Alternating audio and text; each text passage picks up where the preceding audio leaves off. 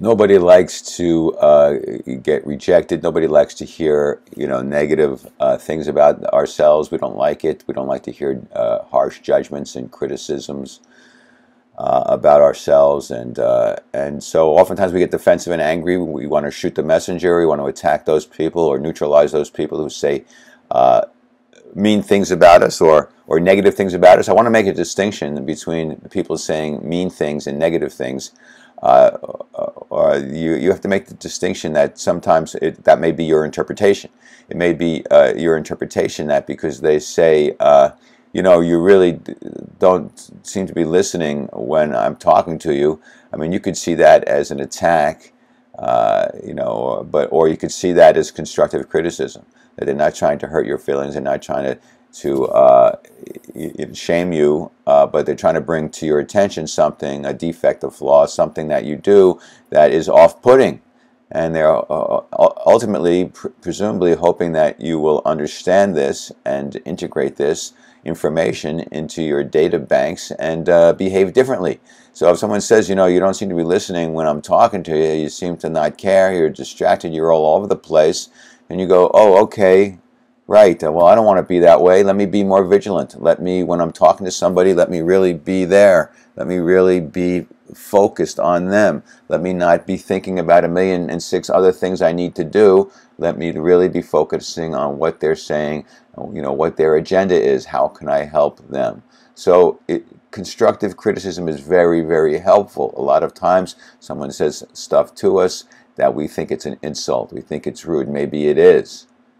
But that's the other thing, is there are people who are going to say, hey, I love you, I care about you, I notice you do this, it's very self-destructive, I think, and self-sabotaging. You might want to change that, so that could be very helpful. You want to hear that information, even though it stings, because that's the only way you're going to get feedback and enable yourself to learn and grow and change.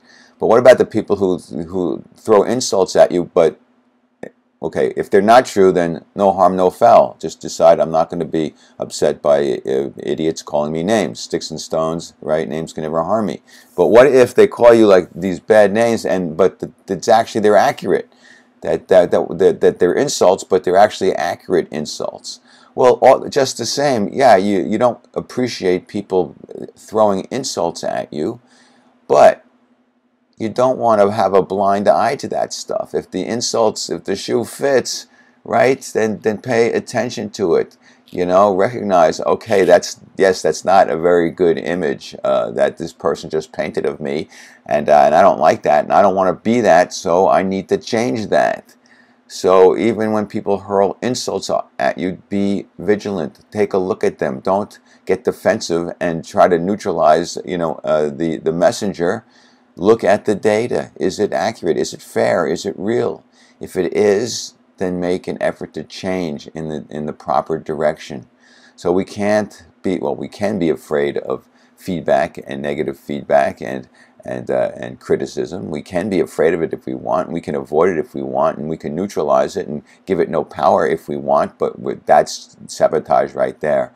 That's just us, making things worse. Bad enough that we may have blinders on and not recognize our negative behaviors and the impact they have on others, but if we're told about them, if someone holds a mirror up for us, then don't run from the mirror. Look at it. Look at it realistically. Look at it honestly.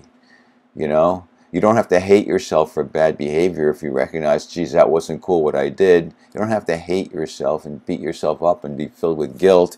You just make a mental note. I don't want to be that way. I don't want to do that again. Let me make an amends and apologize for that behavior. And then I make a mental note not to do it again. And that's that. And I don't have to beat myself up over and over. I don't have to hate myself. But we do want to recognize bad behaviors in ourselves, and when people point them out, it's really important that we actually thank them, even those people who are telling us stuff we don't want to hear. There's a reason why they're saying it. Maybe they're saying it because it is all about them. They're projecting their crap onto you. It's their problem, and then you need to recognize that and neutralize that. But maybe there's some truth in there, and you don't want to, as they say, throw the baby out with the bathwater. You want to be able to hear the truth about yourself so that you can integrate it into your game plan, into your personality, into the way you transact with people, so that you don't do those things that push people away, so that you do things that attract people to you. That's the name of the game, is to try to draw and attract positive people, places, and circumstances to you. And you do that by trying to be as impeccable as possible and taking in as much feedback as possible and trying to mold yourself to be the best role model and and the best person you can be on the planet. And if you do that, you have the better chance of being happy, healthy, successful, and prosperous as well.